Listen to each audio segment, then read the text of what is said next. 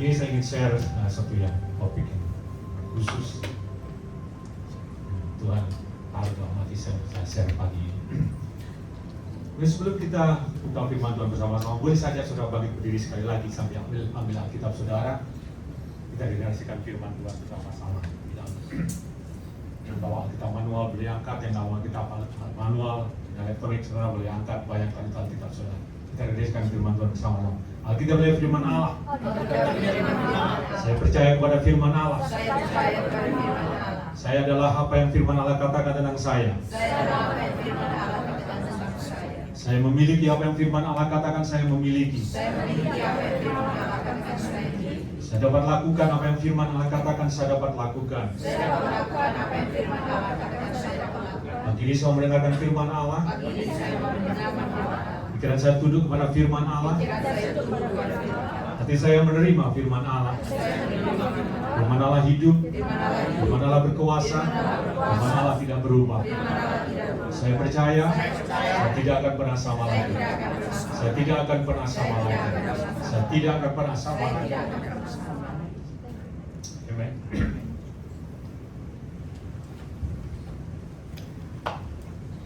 Kita lihat bersama dalam Yohanes pasal 15.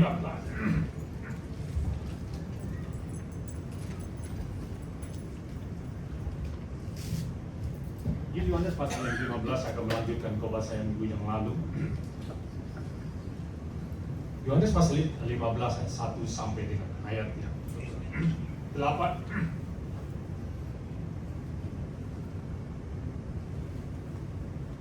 Saya akan berbicara pagi ini yaitu tentang antara roh kita dengan indera kita.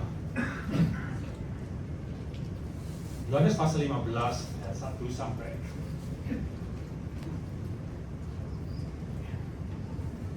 1 sampai dengan ayat 8. Saya akan membaca kanji sebelum bisa membantu membaca ayat dengan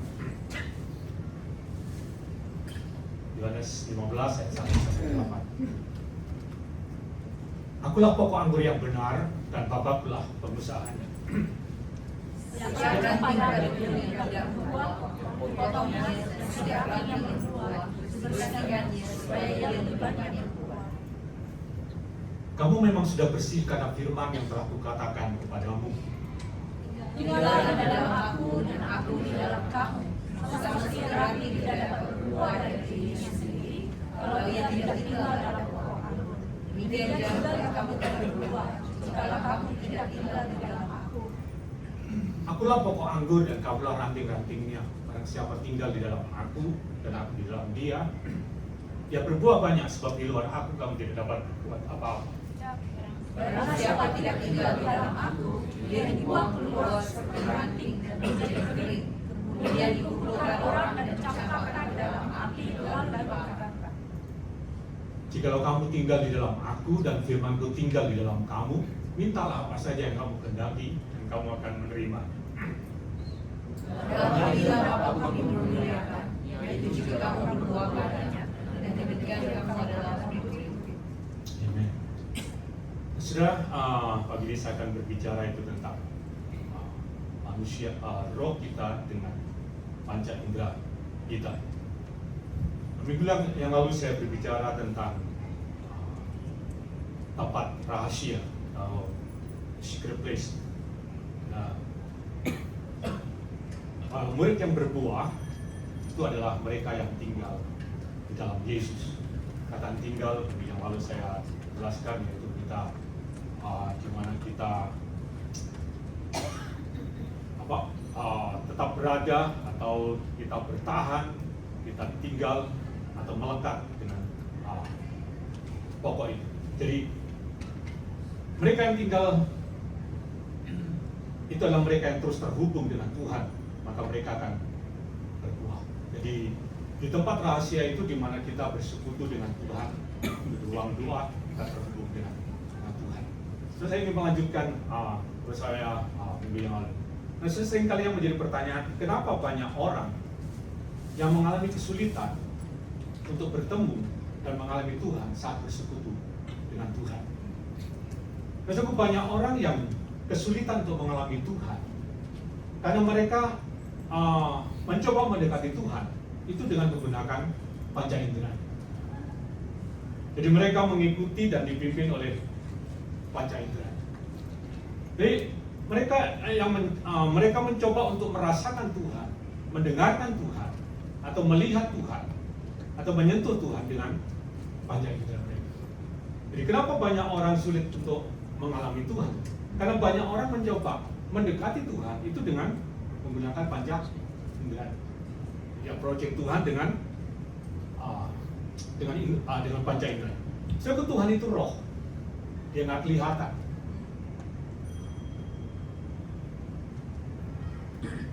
Dia nggak kelihatan dengan mata jasmani kita, tetapi Tuhan itu sangat real.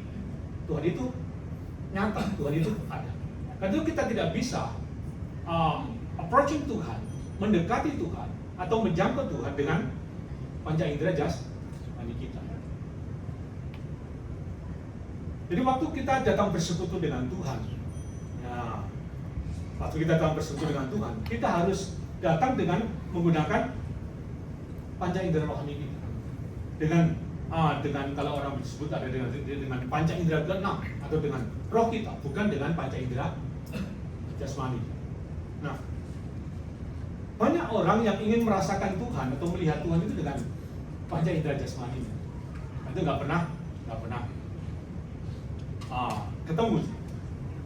Nggak ada orang kalau ke gereja, kalau lihat nggak ada manifestasi yang kelihatan. Nggak ada orang berteriak atau nangis atau mungkin gemetar atau suasana yang kurang suasana yang agak hambar atau nggak begitu kusuk berpikir, nggak ada Tuhan. Jadi firman Tuhan berkata 2 atau 3 orang percaya berkumpul dalam nama Yesus, Tuhan hadir. Kita mungkin nggak melihat, kita mungkin nggak merasa dengan panca indera jasmani kita, dengan senses kita.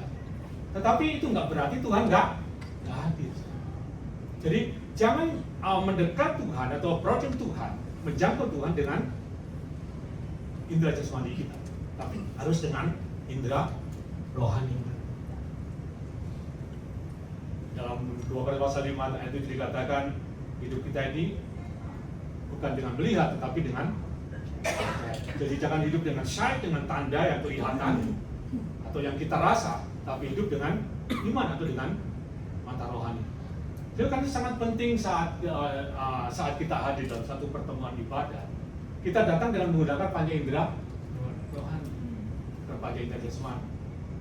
Kita gunakan mata rohani. Kita harus sungguh-sungguh tahu dan sadar bahwa Tuhan hadir dalam pertemuan ibadah kita. Nah, waktu kita memuji dan menyembah, kita menyembah Tuhan yang hadir di tengah-tengah kita. Nah, saat kita bisa melihat Tuhan dengan mata rohani, dengan mata iman kita akan melihat manifestasi dari kehadiran Tuhan.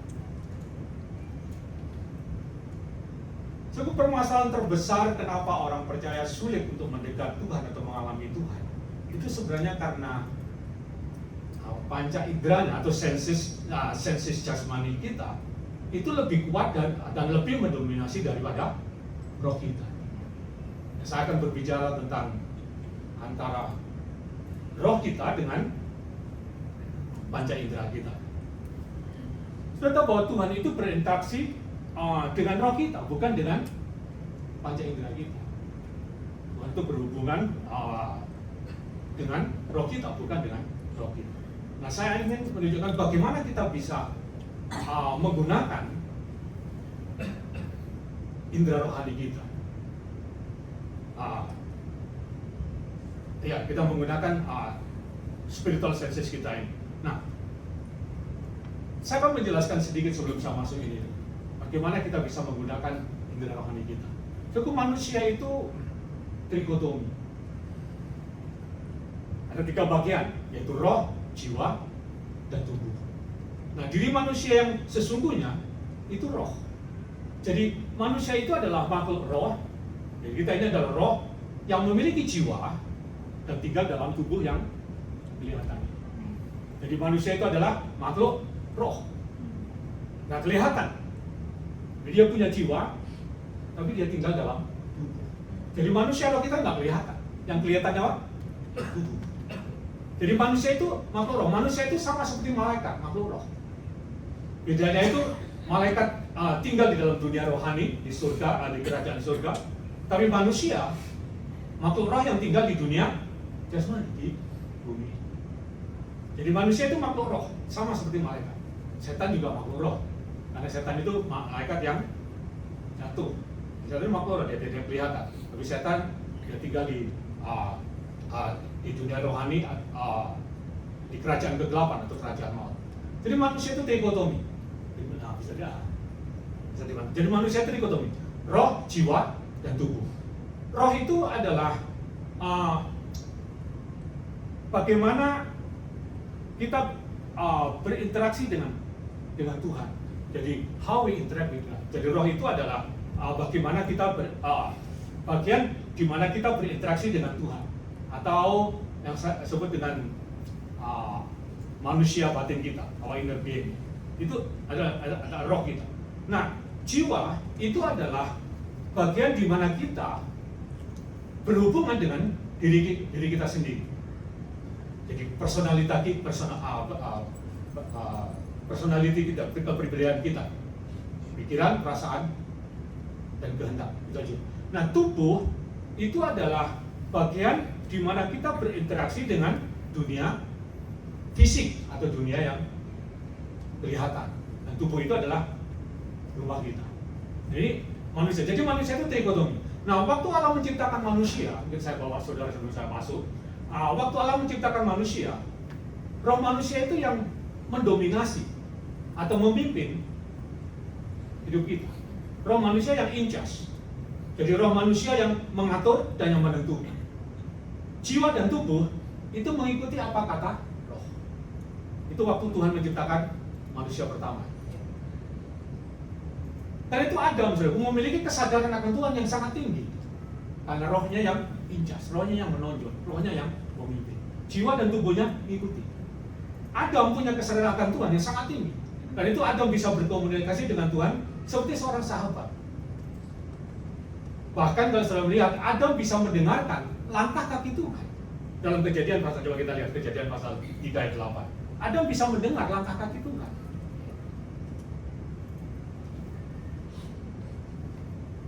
Ketika mereka mendengar bunyi langkah Tuhan Allah yang berjalan-jalan di taman itu pada waktu hari sejuk, bersembunyilah manusia itu dan istrinya itu terhadap Tuhan Allah di antara pohon-pohonan dalam taman. Ini sesudah manusia jatuh, tapi kesadarannya akan Tuhan masih sangat tinggi. Jadi dia dikatakan dia bisa mendengar langkah kaki Tuhan.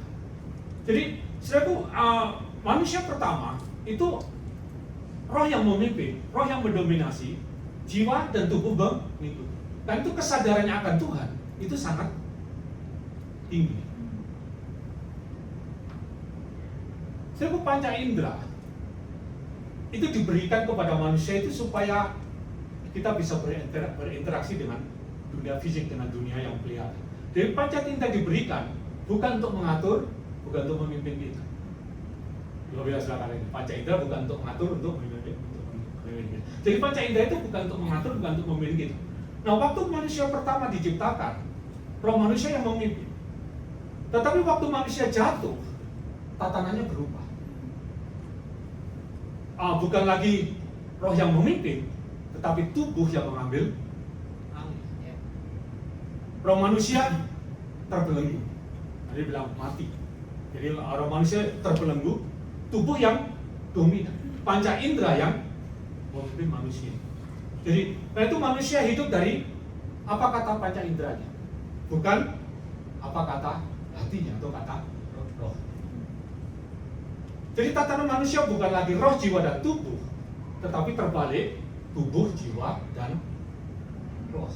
Jadi manusia diatur, dikontrol oleh apa yang mereka lihat, apa yang mereka dengar, apa yang mereka sentuh, dan apa yang mereka rasa. Jadi panca indera yang menilai dan menyimpulkan akan satu realita. Nah, kenapa banyak orang yang tidak percaya sama Tuhan? Ini menjadi kita bisa renungkan. Kenapa banyak orang nggak percaya sama Tuhan? Itu karena panca inderanya tidak bisa melihat, tidak bisa merasa, tidak bisa menyentuh Tuhan. Karena itu mereka menyimpulkan bahwa Tuhan tidak ada. Nah, saya ini terjadi ada manusia yang sudah jadi. Jadi manusia membangun seluruh kehidupannya, sistem percayanya atau belief sistemnya, hubungannya dengan Allah itu juga dibangun di atas dasar apa yang panca indera ketahui, apa yang panca indera percayai. Jadi manusia didominasi oleh panca indera. Itu setelah manusia. Nah, waktu seseorang percaya kepada Yesus, yang sekarang kita masuk ya. Nah, waktu seseorang percaya kepada Yesus dan seseorang dilahirkan kembali, roh manusia, roh kita menjadi ciptaan yang baru. Roh kita terhubung kembali dengan Tuhan. Kita kembali memiliki dominion atau memiliki dominasi lagi. Roh tidak lagi di penjara, tidak lagi menjadi hamba, tetapi kembali memegang peranan. Jadi roh kita yang sudah lahir baru, roh kita itu kembali memegang peranan. Jadi orang-orang percaya itu dikembalikan ke tatanan yang semula. Itu pertama, roh, jiwa, dan tubuh. Jadi pertama, waktu manusia pertama, Adam, itu roh, jiwa, dan tubuh. Tapi waktu jatuh, tubuh, jiwa, dan roh.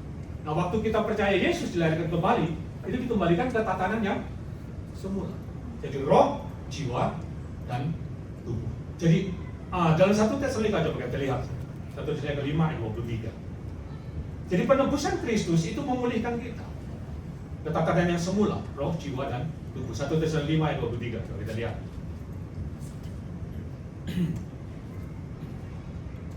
Baca bersama-sama 2, 3. Semoga Allah damai sejahtera menguduskan kamu seluruhnya, dan semoga roh, jiwa, dan tubuh terpelihara sempurna dengan tidak bercacat pada kedatangan Yesus Kristus Tuhan kita. Jadi katakan apa? Semoga roh, jiwa, dan tubuh. Nah, setelah penebusan Kristus itu memulihkan kita. Tetapi yang sering kali menjadi pertanyaan, kenapa masih banyak orang percaya yang masih didominasi oleh panca indera?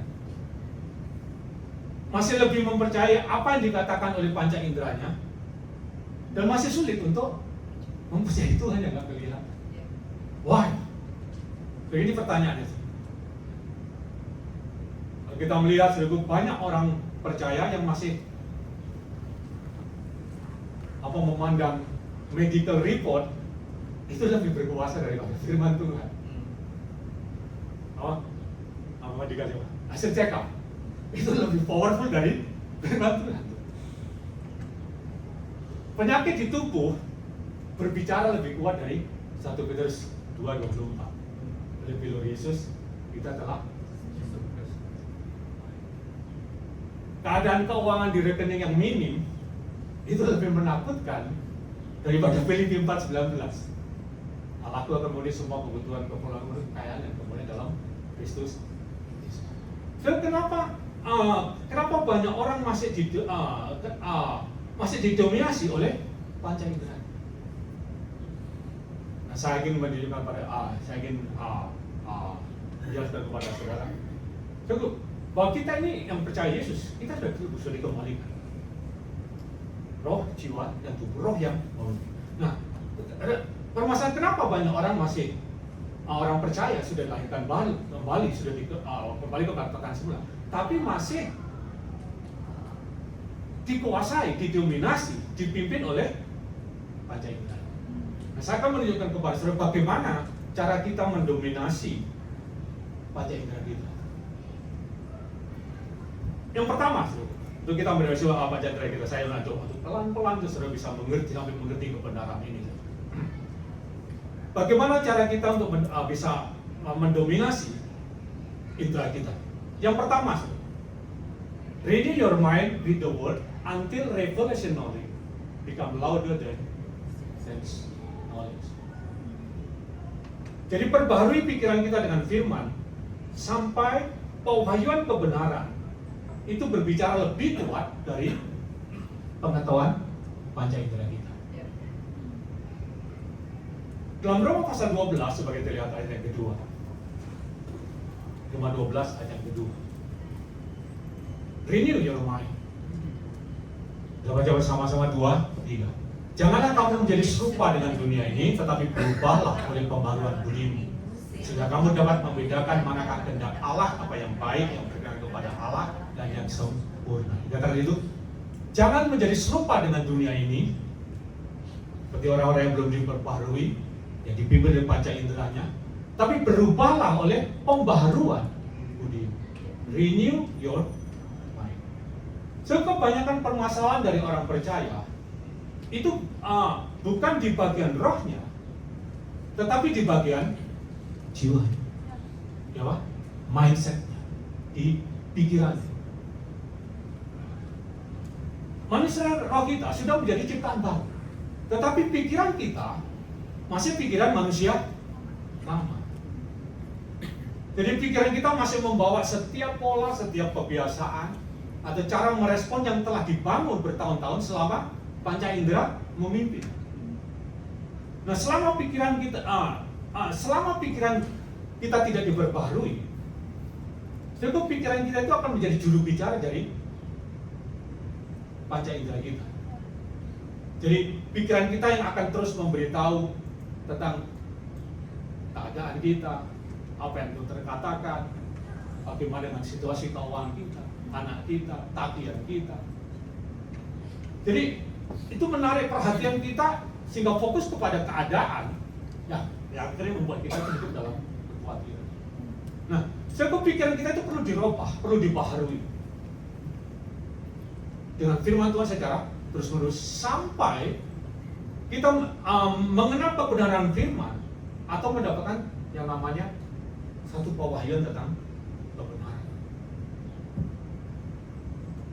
Jadi perbaharui pikiran kita dengan firman Tuhan sampai kita mendapatkan pewahyuan kebenaran. Jadi kalau pewahyuan kebenaran itu mengakar dalam pikiran kita, tertanam di dalam batin kita, kita akan bisa mengatasi apa yang dibicarakan, apa yang disuarakan oleh panca indera kita. Ini saya sedikit menjelaskan, sudah. Kita nggak mencoba untuk menyangkal apa yang panca indera katakan. Kita nggak mencoba untuk menyangkali realita yang panca indera katakan. Kita tidak mencoba juga untuk menekan apa yang panca indera suarakan. Tapi kita mau membangun satu realita yang lebih tinggi, yang lebih berkuasa dari apa yang panca indera suarakan. Banyak saudara percaya bahwa firman Allah itu kebenaran. Amin. Itu firman Allah itu kebenaran. Panca indera kita mungkin berkata, tubuh saya sakit, penyakit saya ini susah sembuh. Tetapi firman Tuhan berkata bahwa Yesus telah menanggung sakit penyakit itu. Dan lebih-lebih saya sudah jadi pewahyuan kebenaran yang sudah mengakar di pikiran kita, yang sudah tertanam dalam pikiran kita, itu akan bisa menguasai pengetahuan panca indera kita. Jadi sangat penting saudara memperoleh pikiran saudara dengan pewahyuan kebenaran. Nanti saya akan tunjukkan bagaimana caranya untuk kita bisa mendapatkan pewahyuan kebenaran. Kalau saudara melihat 12 pengintai, saudara pernah dengan 12 pengintai, saya tidak sehingga yang 10 orang mendengar apa yang disimpulkan oleh sense knowledge, oleh indera jasmani, apa yang diketahui oleh inderanya, apa yang dilihat oleh indera.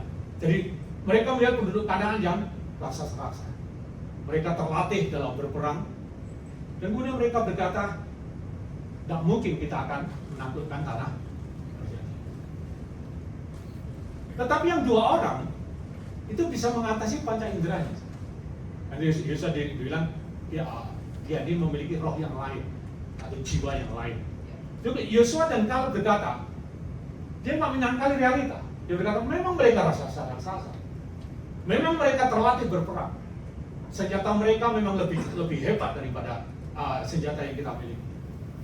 Tapi kemudian dia mendapatkan satu pewahyuan kebenaran yang lebih tinggi dari sense knowledge. Dia berkata begini, tapi kamu ketahui, penunggu mereka, penjaga mereka, itu tidak bersama. Tetapi kita punya penjaga, kita punya pelindung. Tuhan bersama kita, Tuhan ada di pihak kita. Bukan mereka yang akan mengalahkan kita, tapi kita yang akan mengalahkan mereka. Jadi kita nggak mencoba untuk suppress, menekan sense knowledge kita, realita yang dilihat oleh panca indera kita, tapi kita mau mengatasi dengan pewahyuan kebenaran yang lebih tinggi. Firman Allah adalah kebenaran. Nah, saya kira itu sangat penting, pewahyuan kebenaran. Pewahyuan kebenaran itu akan memperbarui pikiran kita. Jadi, saudara, kita perlukan pewahyuan kebenaran. Nah, bagaimana cara kita mendapatkan atau memperbarui pewahyuan kebenaran ini? Saya akan menunjukkan kepada saudara, bagaimana caranya kita bisa mendapatkan satu pewahyuan kebenaran. Dalam Yosua 1 ayat yang ke-8. Janganlah kamu lupa memperkatakan kitab Taurat ini siang dan malam. Janganlah kamu lupa memperkatakan kitab Taurat ini, tapi renungkanlah siang dan malam. Dalam Mazmur pasal 1 juga dikatakan, berbahagialah mereka yang merenungkan Taurat Tuhan. Sebab cara kita untuk mendapatkan pewahyuan kebenaran adalah merenungkan firman Tuhan. Sebab renungkan firman Tuhan dikatakan, Yosua katakan siang dan malam.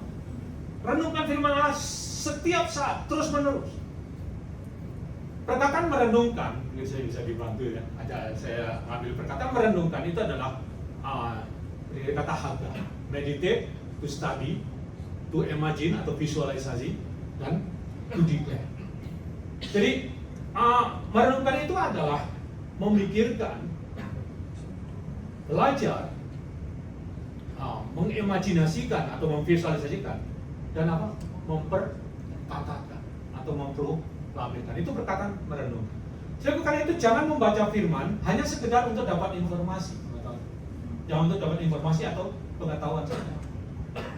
Tapi renungkan firman dan berkatakan firman sampai menjadi satu pewahyuan.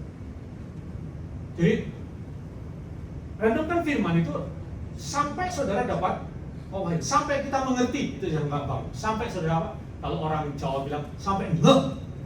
Jadi sampai saudara mengerti. Renungkan sampai saudara mengerti. Nah, bagaimana caranya?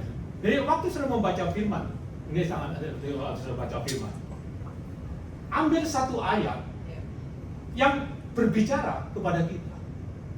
Jadi yang impress hati kita, ambil ayat. Atau kalau sudah menemukan janji Tuhan, nah ambil satu ayat itu dan kemudian renungkan.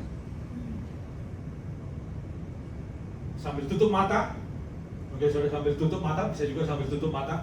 Terus mulai perkatakan dengan keras sampai menjadi satu pewahyuan. Saya berikan satu contoh, semuanya masuk pasal pertama. Kepada mereka yang tidak duduk dalam kumpulan para pencemooh, itu dengan orang berdosa, tapi sudah yang merenungkan firman Tuhan, dengan tumbuh seperti pohon yang dirampimnya air, yang daunnya dengan layu, yang akan tumbuh subur, yang akan berbuah pada musimnya. Kemudian dikatakan itu, apa saja yang diperbuatnya akan berhasil. Kita sudah dapat ini, apa saja yang diperbuatnya berhasil.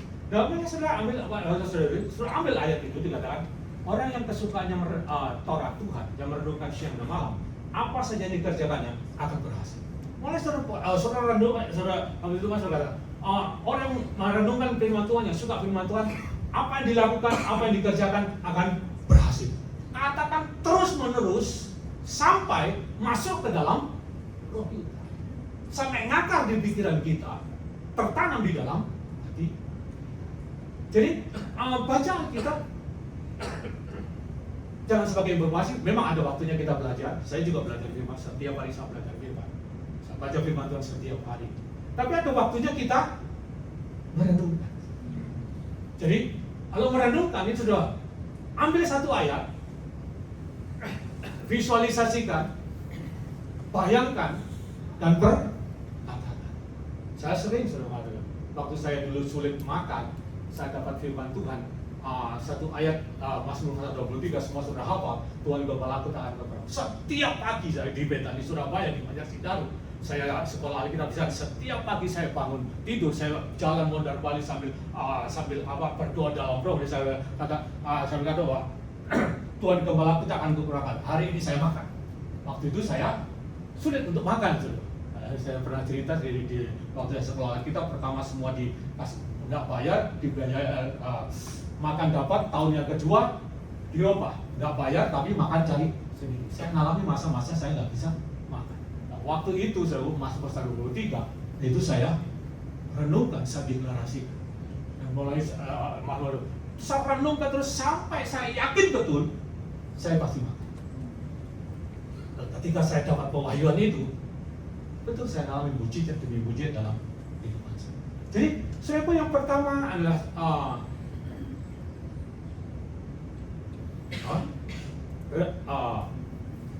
perbarui pikiran kita dengan firman Tuhan. Itu renungkan sampai sudah mendapatkan satu pewahyuan kebenaran. Jadi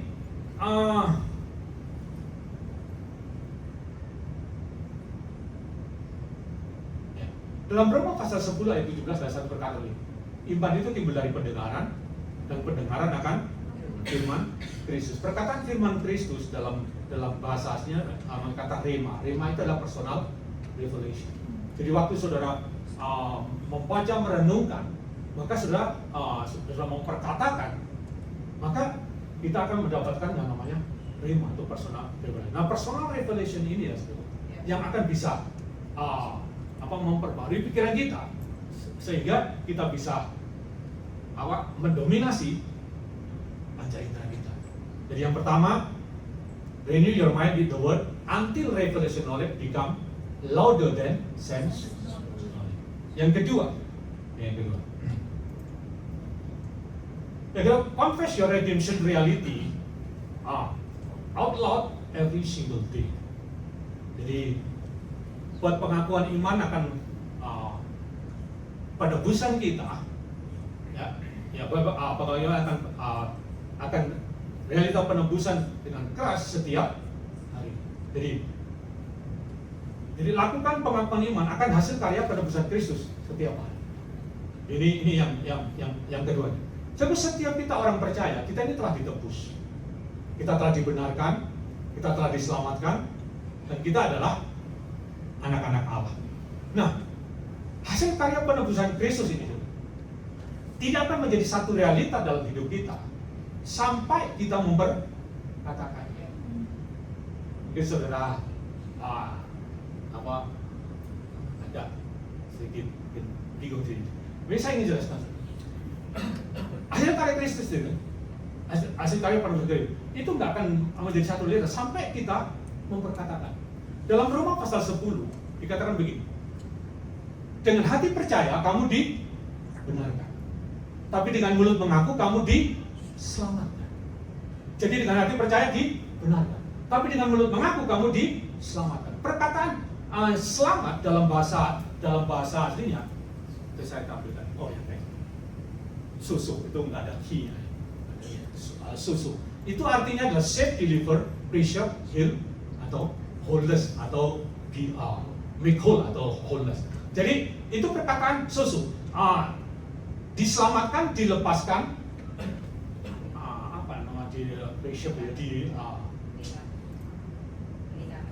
dipelihara, disembuhkan, dan dipulihkan secara menyeluruh. Jadi kamu percaya, dengan hati percaya kamu dibenarkan. Tapi waktu kamu memperkatakan, kamu akan wholeness.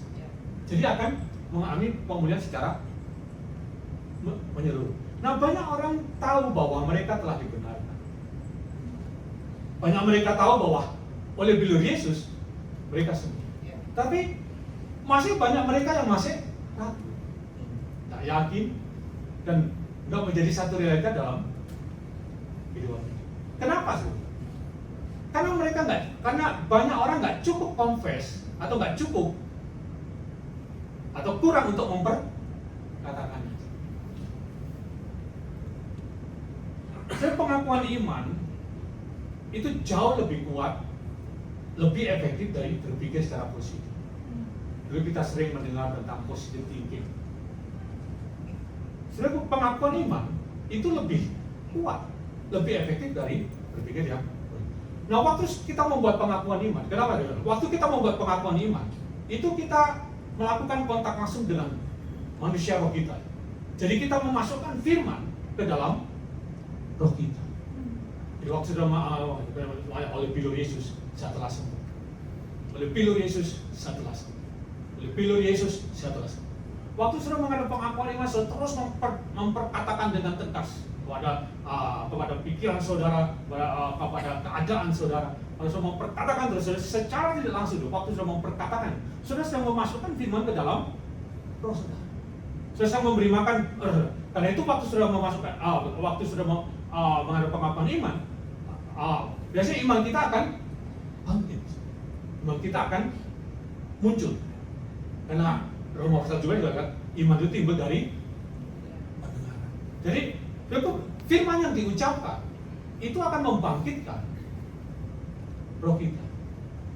Nah, sebab pengakuan iman ini sebenarnya bukan hanya membangkitkan iman kita, tapi pengakuan iman itu juga membangun kehidupan kita. Jadi kehidupan kita itu dibangun oleh apa yang dikatakan oleh mulut kita. Coba kita lihat Amsal pasal 18. Saya akan meluas sedikit. Amsal pasal 18 ayat 21.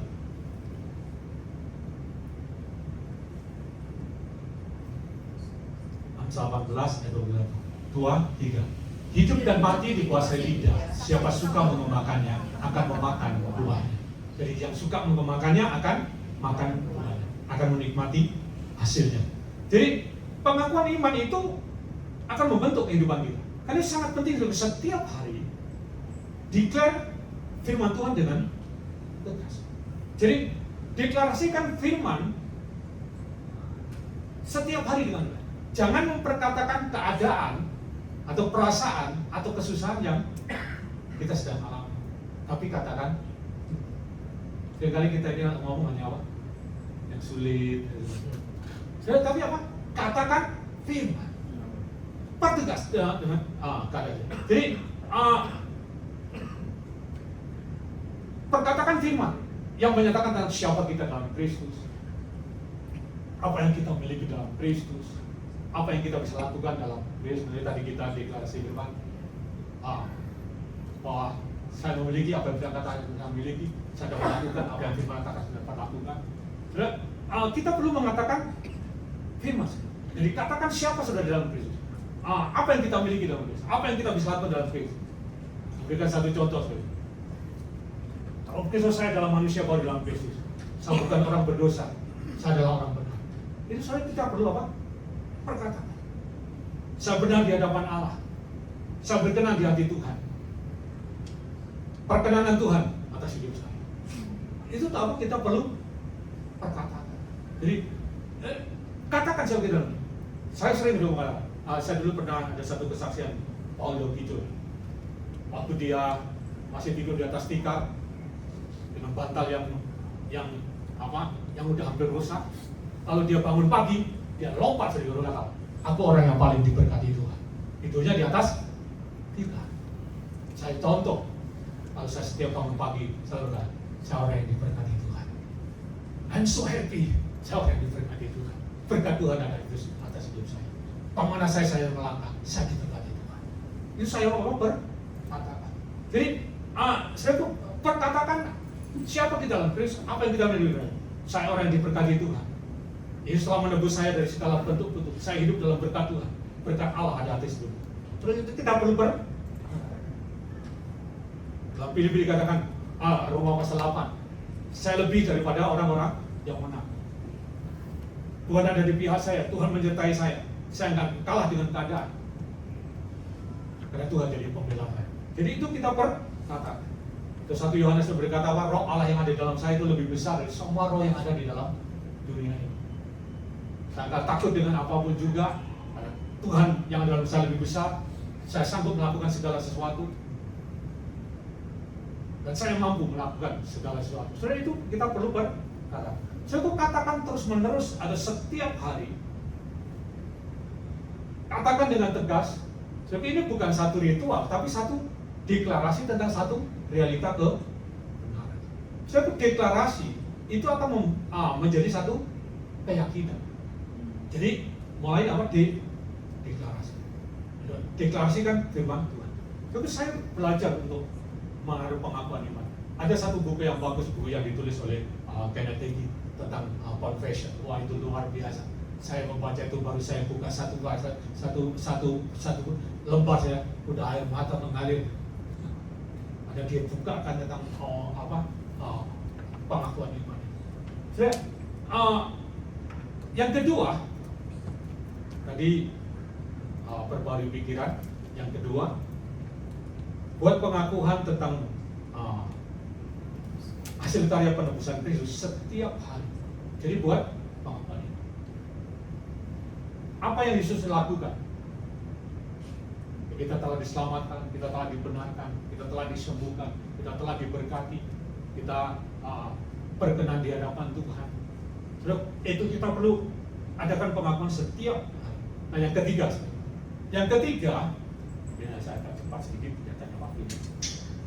Yang ketiga adalah acting on the word before the sense confirm.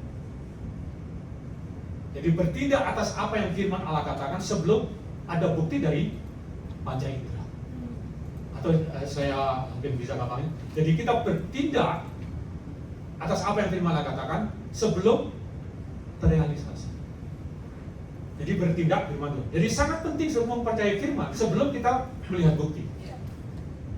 Jadi belajar percaya firman lebih dari apa yang panca indera katakan.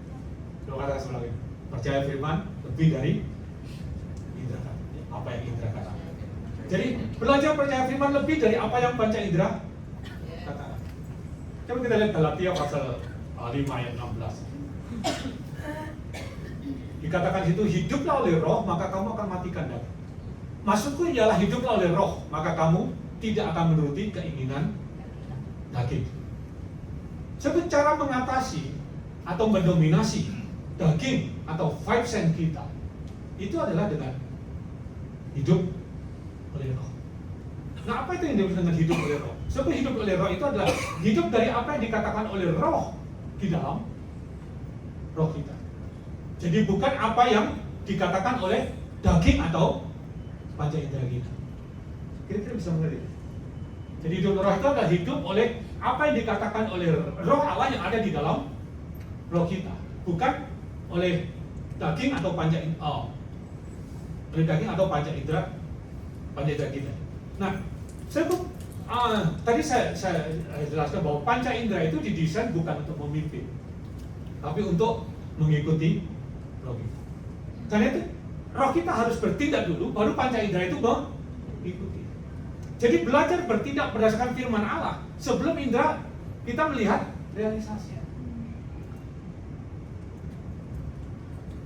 Saya berikan satu contoh Abraham. Kalau sudah lihat dalam Roma Keselamatan, kita baca saja, lebih enak kita bisa mengerti. Abraham bertindak atas firman Tuhan sebelum dia melihat realita. Roma pasal 4 ayat 17 sampai 21. Ini ayat favorit saya belajar hidup dari iman. Roma pasal 4 ayat 17 sampai 21. Saya kaji sudah bisa bersama-sama membantu ayat yang tenang. Seperti ada tertulis, engkau telah kutetapkan menjadi bapa banyak bangsa di hadapan Allah yang kepadanya ia percaya, yaitu Allah yang menghidupkan orang mati dan yang menjadikan dengan firman-Nya apa yang tidak ada menjadi ada. Sebab sekalipun tidak ada seorang berharap, namun Abraham berharap juga percaya bahwa dia akan menjadi bapa banyak bangsa, menurut yang telah difirmankan, demikian banyak dengan keturunan. Imannya tidak menjadi lemah walaupun dia mengetahui, panca inderanya tahu bahwa tubuhnya sudah sangat lemah karena usianya kira-kira 100 tahun dan bahwa rahim Sarah telah tertutup. Tetapi terhadap janji Allah yang tidak berimbang karena ketidakpercayaan, maka ia diperkuat dalam imannya dan ia memuliakan Allah. Dengan penuh keyakinan bahwa Allah berkuasa untuk melaksanakan apa yang telah Dia janjikan. Nah, saudara lihat di sini dalam Roma pasal 4 tentang Abraham. Waktu Abraham menerima janji Tuhan bahwa dia akan punya keturunan yang sangat banyak seperti bintang di langit, bahkan seperti pasir di tepi laut. Sampai usia hampir 100 tahun, dia belum mendapatkan keturunan. Dikatakan tubuhnya sudah sangat lemah, rahim Sarah sudah tertutup, dan indranya berkata, tidak ada harapan.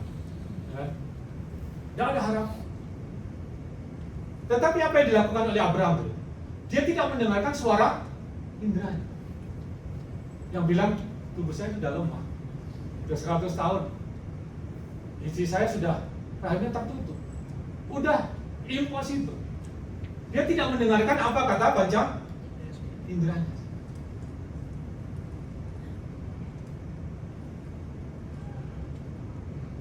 Ya, dia tidak mendengarkan apa yang dikatakan padanya, tapi dia mendengarkan suara rohnya. Dia mendengar suara dari roh yang ada, Allah yang ada di dalam roh. Dia tidak ragukan firman Allah. Dia bertindak atas firman Allah. Karena apa yang dilakukan oleh Abraham? Dia katakan, dia dengar firman Allah. Dia mengucap syukur dan memuliakan Allah. Dia berkata, Allah sanggup melaksanakan apa yang dijanjikan. Jadi Abraham bertindak atas firman Allah. Dia melakukan satu pengakuan iman. Dia declare, dia berkata, dia declare janji Tuhan. Dia declare janji Tuhan bukan, jadi dia declare janji Tuhan bukan setelah dia melihat bukti, tetapi dia declare firman Allah sebelum dia melihat bukti. Jadi dia bertindak atas firman Allah, dia declare firman Allah sebelum dia melihat realita. Jadi dia berkata, Allah sanggup melaksanakan apa yang dia janjikan. Allah yang menciptakan langit dan bumi dengan firman-Nya. Allah yang sanggup membangkitkan orang mati. Allah sanggup melakukan apa yang dia katakan. Jadi dia tidak mendengarkan suara panca inderanya, tapi dia mendapatkan satu pewahyuan kebenaran. Dan itu yang apa? Dia declare, dia bertindak di atasnya. Allah sanggup melakukan apa yang dia janjikan. Saudaraku, dan apa yang terjadi? Abraham melihat realita. Jadi bertindak atas apa yang firman Allah katakan sebelum indera kita melihat realita. Dan itu sangat penting saya buat pengakuan tentang kesembuhan sebelum badan kita merasa lebih baik. Kita percaya kalau sudah baik. Jadi sebelum saudara baik, tubuh saudara mungkin medical report berkata yang ini, confess bahwa you go. Jadi perkatakan. Jadi buat pengamatan kesembuhan sebelum pada kita harus. Jadi oleh Pilih Yesus saya sehat, saya umur panjang, tidak ada sampai penyakit dalam tubuh saya. Selain itu kita apa? Saya setiap hari juga saya selalu bilang, saya sehat dalam nama Yesus. Tidak ada sakit penyakit dalam tubuh saya. Umur saya bisa sampai 90 tahun dalam nama Yesus. Karena kan firman Tuhan berjanji 120 tahun, ya kan?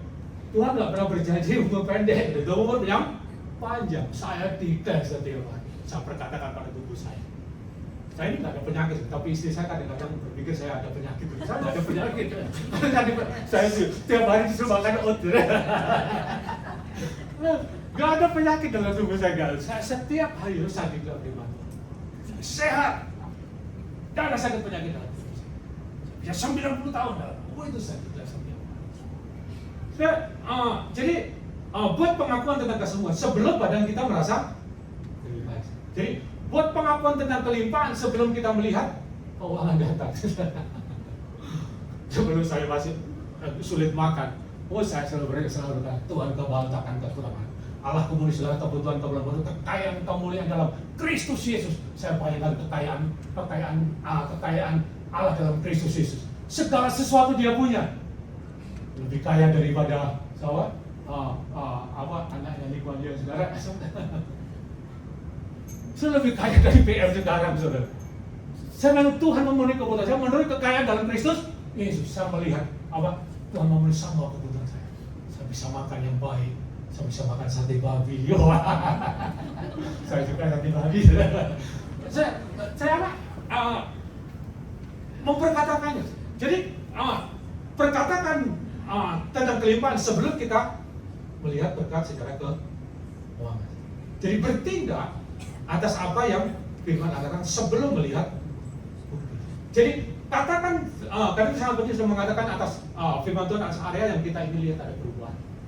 Jadi kalau sudah ada satu area mana area itu finance atau itu kesehatan atau itu masa depan atau keluarga, sudah bisa apa? Katakan firman pada area yang dimana saudara memerlukan perubahan. Jadi katakan. Jadi katakan sebelum kita melihat realita. Komprehend? Bisa mengerti tidak?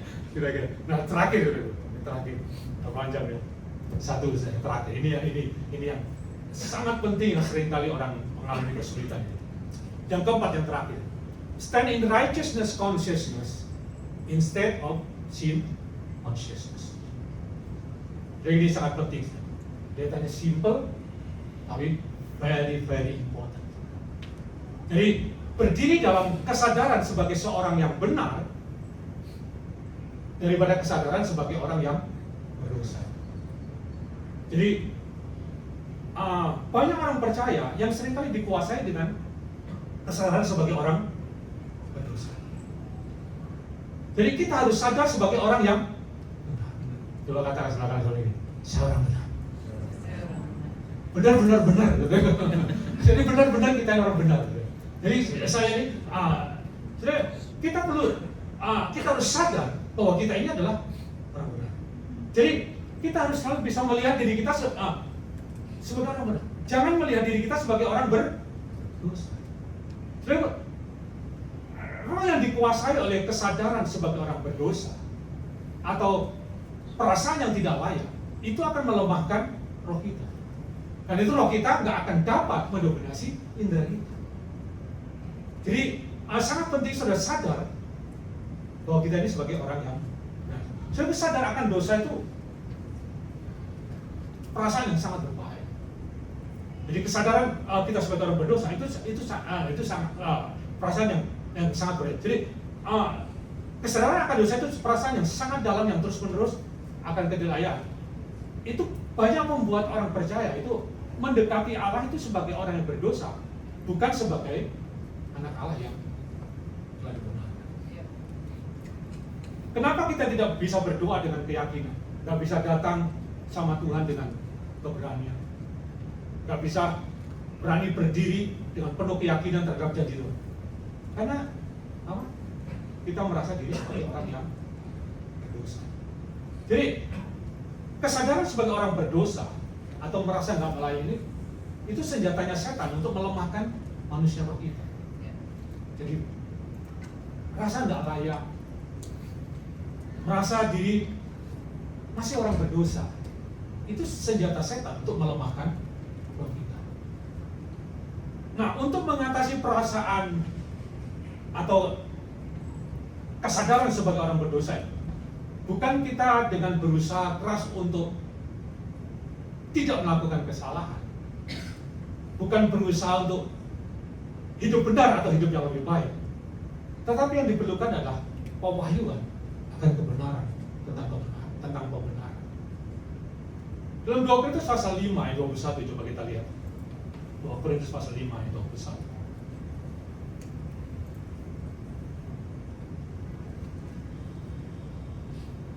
Jadi untuk saudara bisa mengatasi perasaan kesadaran bagi orang berdosa itu bukan dengan berusaha untuk hidup benar atau hidup yang lebih baik, tapi dengan mengerti pewahyuan akan kebenaran firman Tuhan. 2 Korintus pasal 5 kita baca bersama-sama 2, 3. Dia yang tidak pernah dosa telah dibuat menjadi dosa karena kita, supaya di dalam Dia kita dibenarkan oleh Allah. Sudah lihat di sini. Dia yang nggak mengenal dosa telah dibuat menjadi dosa karena kita, supaya di dalam Dia kita dibenarkan. Jadi Yesus yang tidak berdosa telah menjadi berdosa, telah menjadi diperlakukan sebagai orang berdosa, menerima hukuman sebagai orang berdosa dan sekali salib, supaya saudara dan saya menjadi orang benar, supaya kita dibenarkan. Supaya kita telah dibenarkan. Jadi, kita tadi benar, kita telah menjadi orang benar. Nah, kebenaran kita itu adalah anugerah. Jadi kita menjadi orang benar itu bukan dari apa yang kita lakukan, bukan dari perbuatan yang kita lakukan atau ibadah kita yang mungkin ibadah kita yang setiap hari. Tapi kita menjadi orang benar itu karena apa yang Yesus sudah lakukan. Jadi bukan apa yang sudah lakukan, bukan karena sudah berbuat baik, bukan karena sudah berbuat benar, bukan sudah untuk berusaha keras untuk menjadi orang benar, tapi karena apa yang Yesus sudah lakukan. Jadi kebenaran kita adalah anugerah, pemberian. Saya menjadi benar karena apa? Anugerah. Jadi diberikan. Jadi kita menjadi benar karena Kristus. Jadi kita tidak dibenarkan. Kita bukan lagi orang berdosa yang berusaha untuk menjadi orang benar. Bukan sebagai seorang yang bersalah yang mengharapkan perkenanan Tuhan, tapi kita adalah kebenaran Allah di dalam Kristus Yesus. Sebab ini sangat penting untuk settle dalam pikiran kita. Oh, kita telah dibenarkan dalam Yesus. Kita menjadi orang benar bukan dari apa yang kita lakukan, bukan perbuatan kita, tapi karena apa yang Yesus sudah lakukan. Jadi kebenaran saya itu anugerah, pemberian. Saya benar di hadapan Allah. Saya orang benar. Saya berkenan di hadapan Allah. Saudara, ini harus settle dalam hati kita. Kalau ini nggak settle dalam hati kita, dalam pikiran kita akan dituduh dengan perasaan bersalah. Nah, kalau perasaan bersalah itu menguasai kita nggak, roh kita akan lemah dan kita nggak akan bisa menguasai pajak. Jadi sangat penting itu settle dalam pikiran. Dan itu sudah kita sebagai orang percaya, kalau kita telah dibenarkan, kita nggak perlu begging, nggak perlu mengemis pengampunan dan pengasihan Tuhan. Kan banyak kita ini begging Tuhan minta pengampunan, minta pengasihan. Kita nggak dibenarkan ya Tuhan. Kebenaran kita karena Kristus, bukan karena apa yang kita lakukan. Jadi kita adalah orang benar. Jadi karena itu berhenti untuk mengemis dalam pengampunan atau pengasihan Tuhan. Dalam Ibrani pasal 4 ayat 16, coba kita lihat.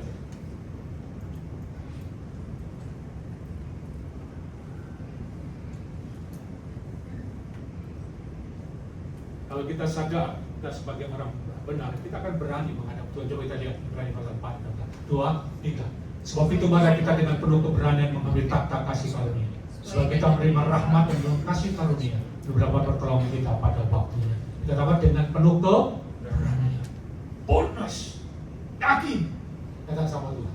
Datang sama Tuhan bukan sebagai orang berdosa yang perlu dikasihi, yang perlu diampuni, tapi kita datang sebagai orang yang telah dibenarkan. Saya benar dalam Kristus, saya layak di hadapan Tuhan, saya berkenan dari Tuhan, Tuhan cinta sama saya datang sama Tuhan.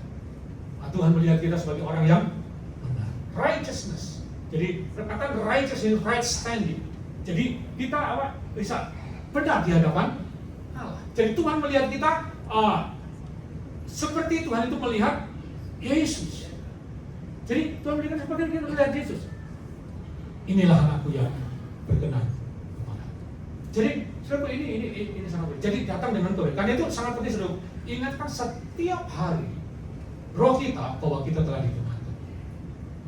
Setiap hari saya adalah orang benar. Saya benar di hadapan Tuhan. Saya berkenan di hadapan Allah. Tuhan sayang sama saya. Tuhan cinta saya. Tuhan rindu saya. Mari apa? Datang sama Tuhan. Jadi saudara, itu lakukan setiap hari. Saya adalah benar di hadapan. Jadi katakan sampai kita benar-benar kalau saya bilang, katakan sampai kita benar-benar yakin, sampai kesadaran akan dosa itu pergi. Jadi katakan sampai kesadaran akan dosa pergi. Jadi saudara bisa melihat diri saudara bukan lagi sebagai orang berdosa, tapi sebagai orang yang benar. Sampai kita bisa melihat diri kita benar, tidak salah, tidak ada kesalahan, kita benar. kita layak, kita benar-benar sampai kita bisa melihat seperti itu. Jadi sampai roh kita itu benar-benar bisa berdiri teguh bahwa kita ini adalah orang benar. Jadi katakan setiap. Jadi 4 hal yang saya bagikan kepada saudara waktu itu, yang saya bisa simpulkan dengan cepat di sini, bahwa untuk kita bisa mendominasi panca indera kita, yang pertama kita memperbarui pikiran kita dengan firman sampai bahwa yang kebenaran berbicara lebih kuat dari pengetahuan panca indera kita. Yang kedua, akui akan hasil karya penebusan Kristus dengan keras setiap hari. Yang ketiga, bertindak atas firman Allah sebelum melihat bukti. Yang keempat, berdiri sadar sebagai orang benar,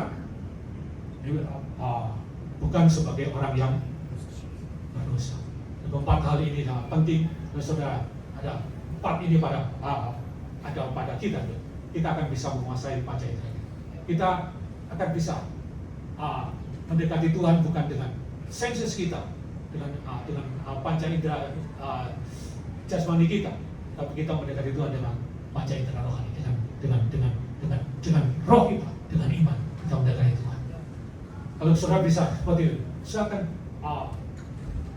mudah sekali untuk mengalami dan menikmati Tuhan. Berkat